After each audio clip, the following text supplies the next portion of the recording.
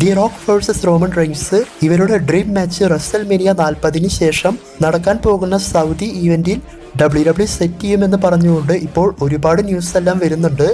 അപ്പോൾ അതിന് സാധ്യതയുണ്ടോ? ഇവരുടെ മാച്ച് WWE സൗദിയിൽ കൊണ്ടുപോയി നടത്തുമോ? റോക്കിന് സൗദിയിൽ നടക്കുന്ന ഷോയിൽ ഇപ്രാവശ്യം മാച്ച് ഉണ്ടാകുമോ?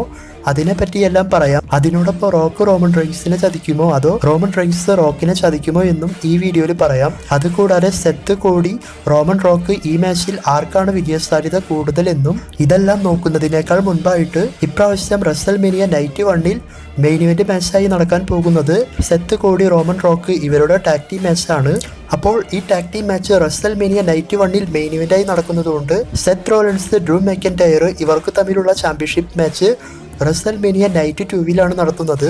അതുപോലെ തന്നെ കോഡി റോഡ്സ് റോമനും ഈ മാച്ചും റസൽമേനിയ നൈറ്റ് 2 സെത്തിന്റെ മാച്ച് മിക്കതും ഓപ്പണിംഗ് മാച്ച് ആയിട്ടായിരിക്കാം, അല്ലെങ്കിൽ പകുതിക്ക് വെച്ചാകാം. Cody Roman match main event WrestleMania night 2 നടക്കുക. അപ്പോൾ നൈറ്റ് 2 സെത്തിന്റെ മാച്ച് നടക്കുമ്പോൾ ആ മാച്ചിൽ ബ്ലഡ് ലൈൻ വരാനുള്ള ചാൻസ് വളരെയധികം കൂടുതലാണ്. അതായത് സെത്തിനെ എങ്ങനെയെങ്കിലും തോൽപ്പിച്ചുകൊണ്ട് ബ്ലഡ് ലൈൻ ടീമിനെതിരെ കോഡി റോഡ്സിന്റെ കൂടെ ചേർന്ന് കളിച്ചതുകൊണ്ട് ഇവർ ഇത്തരത്തിൽ അറ്റാക്ക് ചെയ്ത് സെത്തിന്റെ ചാമ്പ്യൻഷിപ്പ് കളയാൻ ചാൻസ് ഉണ്ട്. അല്ല എങ്കിൽ ഇവർ ഡാമിൻ പ്രീസ്റ്റിനെ കൊണ്ടുവന്ന് money in the bank cashing ചെയ്യിപ്പിച്ചും സെത്തിന്റെ ചാമ്പ്യൻഷിപ്പ് കളഞ്ഞേക്കാം. അപ്പോൾ ഈ മാച്ചിൽ എങ്ങനെ പോയാലും ഇവർ സെറ്റിനെ തോൽപ്പിക്കാനാണ് നോക്കുക.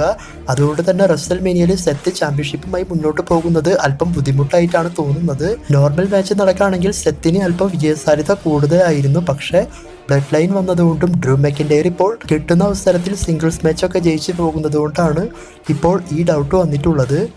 അതുകൂടാതെ റോക്ക് കോഡി റോഡ്സിനോട് പറഞ്ഞിട്ടുണ്ട് റോക്കിന്റെ പവർ ഉപയോഗിച്ച് എന്ത് വേണമെങ്കിലും താൻ ചെയ്യുമെന്ന്.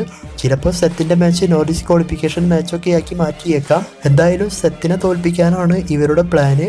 അതിനുശേഷം സെത്ത് കോഡിനെ ഹെൽപ്പ് ചെയ്യാൻ വേണ്ടിയിട്ട് മെയിൻ ഇവന്റിൽ വരുന്നത് പോലെയാണ് കാണിക്കാൻ പോകുന്നത്.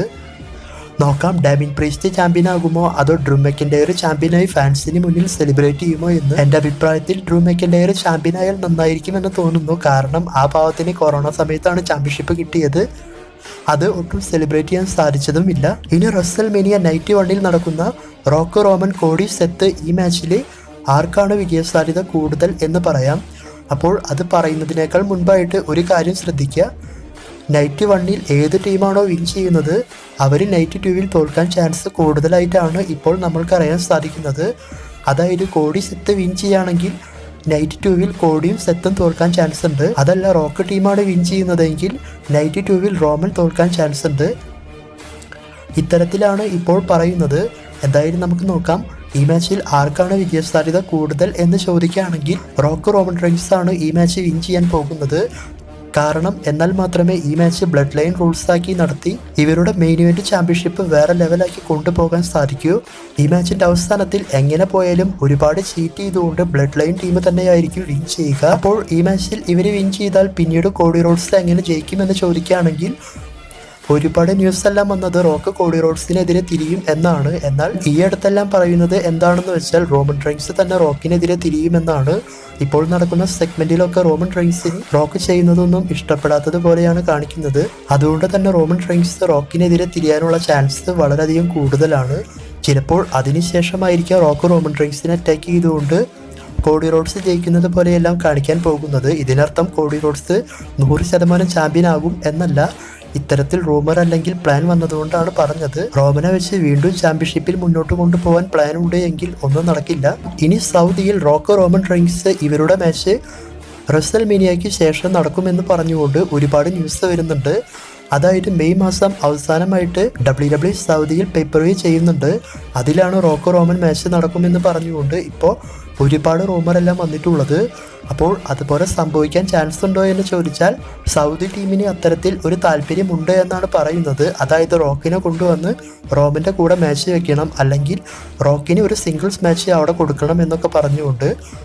ഇതിൽ രണ്ടാമത് പറഞ്ഞ കാര്യം നടക്കാൻ ചാൻസ് ഉണ്ട്. റോക്കിന് ഒരു സിംഗിൾസ് മാച്ച് അവിടെ കിട്ടിയേക്കാം. എന്നാൽ റോമൻ വേഴ്സസ് റോക്ക് മാച്ച് അവിടെ വരുന്നത് ബുദ്ധിമുട്ടാണ്. ഇതിനർത്ഥം അവിടെ നടക്കില്ല എന്നല്ല, അല്പം ബുദ്ധിമുട്ടാണ്. കാരണം ഈ മാച്ച് റസൽമേനിയ 41 പോകാനാണ് ചാൻസ് കൂടുതൽ.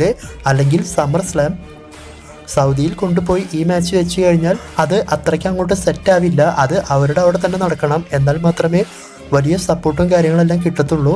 അല്ലെങ്കിൽ ആ മാച്ചിന്റെ ഹൈപ്പിനനുസരിച്ച് ആ ലെവലിൽ മുന്നോട്ട് കൊണ്ടുപോകാൻ സാധിക്കൂ. അതുകൊണ്ട് ഈ മാച്ച് സൗദിയിൽ നടക്കാൻ ചാൻസ് ഇല്ല. എന്നാൽ ഇപ്പോൾ ഈ മാച്ച് സൗദിയിൽ നടക്കുമെന്ന് പറഞ്ഞാണ് ഒരുപാട് ന്യൂസ് വരുന്നത്. WWE റോ സ്മാക്ഡൗൺ എപ്പിസോഡുകളുടെ സമയം വീണ്ടും മാറിയിട്ടുണ്ട്. അത് പറഞ്ഞിട്ടില്ല എങ്കിൽ പലരും അത് ശ്രദ്ധിക്കാൻ ചാൻസ് ഇല്ല. WWE റോ സ്മാക്ഡൗൺ ഇപ്പോൾ നമ്മൾ 6:30 കാണുന്നത്. ചൊവ്വാഴ്ച മുതൽ, അതായത് അടുത്ത റോ എപ്പിസോഡ് മുതൽ പഴയതുപോലെ 5:30 WWE റോ സ്മാക്ഡൗൺ എപ്പിസോഡുകൾ നമ്മൾക്ക് കാണാൻ സാധിക്കുക. അപ്പോൾ അത് മറക്കാതിരിക്കുക.